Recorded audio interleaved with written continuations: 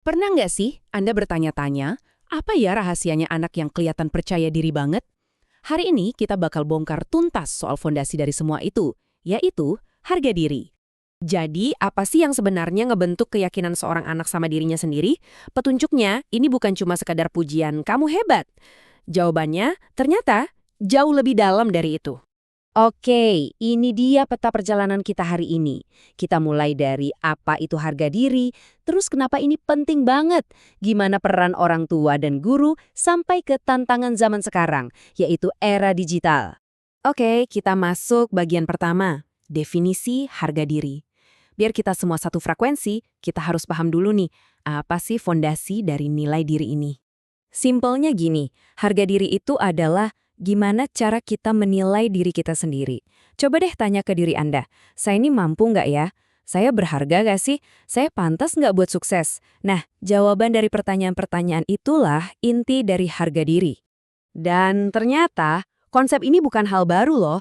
Udah dibahas dari abad ke-18 sama David Hume, terus dirumusin lebih modern sama Rosenberg di tahun 60-an, sampai akhirnya Abraham Maslow bilang ini tuh salah satu kebutuhan dasar manusia. Keren kan? Nah, sekarang kita lanjut ke bagian 2. Kenapa sih harga diri ini penting banget? Dan kenapa dampaknya paling gede justru di usia emas seorang anak? Para ahli sepakat, 5 tahun pertama kehidupan anak itu disebut usia emas. Ini masa-masa super krusial. Kenapa? Karena disinilah fondasi kepribadian dan cara anak memandang dirinya sendiri dibentuk. Apa yang terjadi di masa ini, itu bakal nempel terus seumur hidupnya. Dampaknya, wah beda banget. Anak yang harga dirinya tinggi, dia bakal lebih positif, lebih tangguh kalau gagal. Kebalikannya, yang harga dirinya rendah, cenderung fokus ke kekurangan terus, merasa nggak dicintai, dan akhirnya ya menarik diri dari pergaulan.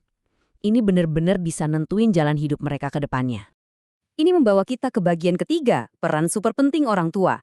Karena ya, di rumahlah benih-benih kepercayaan diri itu pertama kali ditanam. Terus, apa yang bisa kita sebagai orang tua lakuin? Gampang kok.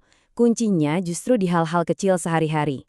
Jadi pendengar yang baik pas mereka cerita, puji usahanya bukan cuma hasilnya, kasih tanggung jawab kecil, dan dukung apapun minat mereka. Simple tapi sangat kuat dampaknya. Intinya begini, respons emosional kita sebagai orang tua itu ngaruh banget. Kalau kita tunjukkan cinta dan kasih sayang, itu akan menumbuhkan perasaan berharga di diri anak. Tapi sebaliknya, kalau yang ditunjukkan seringnya marah atau frustrasi, anak bisa merasa tidak diterima dan tidak aman. Ini dalam banget loh. Oke, dari rumah kita geser ke arena penting lainnya. Bagian 4, strategi guru di kelas. Ya, sekolah juga jadi tempat yang krusial buat membangun kepercayaan diri anak. Salah satu cara yang paling efektif banget di kelas, itu lewat main peran. Contohnya nih, dokter-dokteran.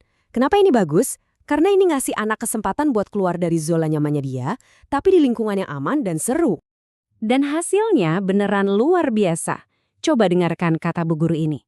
Anak yang biasanya pemalu aja pas dapat peran jadi dokter, berani ngomong. Ini bukti nyata kalau bermain itu bukan cuma main, tapi alat belajar yang super ampuh. Jadi, guru itu punya banyak senjata, mulai dari minta anak bercerita di depan, ngasih pujian simpel kayak tos atau tepuk tangan, ngajarin cara main bareng sama temen, sampai ngebantu mereka nemuin bakatnya. Setiap langkah kecil ini, nambah satu bata lagi buat membangun benteng kepercayaan diri mereka. Sekarang, kita masuk ke bagian terakhir, bagian kelima. Ini tantangan zaman sekarang yang nggak bisa kita hindari. Era digital. Kita akan bahas gimana media sosial mempengaruhi harga diri anak. Lihat deh, angka ini. Penggunaan internet di Indonesia itu masif banget, hampir 80% populasi. Artinya apa? Artinya dunia online, khususnya media sosial, udah jadi bagian hidup sehari-hari anak-anak dan remaja kita. Gak bisa dipungkiri. Nah, ada 2 jebakan psikologis utama nih di media sosial. Pertama, kita jadi mengukur nilai diri dari jumlah likes dan komentar. Kedua, kita terus-menerus membandingkan hidup kita dengan highlight reel orang lain yang kelihatan sempurna, yang ujung-ujungnya bikin iri dan minder. Tapi jangan khawatir, selalu ada solusinya. Kita bisa kok melawan efek negatif ini. Caranya, sadar untuk berhenti membanding-bandingkan. Coba deh detox digital sesekali, cari komunitas online yang positif sesuai hobi, dan yang terpenting, latih kecerdasan emosional biar lebih tangguh pas berselancar di dunia maya. Oke, jadi kalau kita tarik benang merahnya, poin krusialnya adalah harga diri itu bukan takdir. Bukan sesuatu yang udah nempel dari lahir. Tapi harga diri itu dibangun. Dibangun lewat tindakan-tindakan kecil yang sadar dan positif setiap hari oleh orang tua, guru, dan semua orang di sekitar anak. Sebagai penutup, saya mau mengajak Anda merenung sejenak. Setelah semua yang kita bahas, coba pikirkan. Apa satu langkah kecil aja yang bakal Anda ambil hari ini untuk ikut memupuk kepercayaan diri pada seorang anak yang Anda kenal?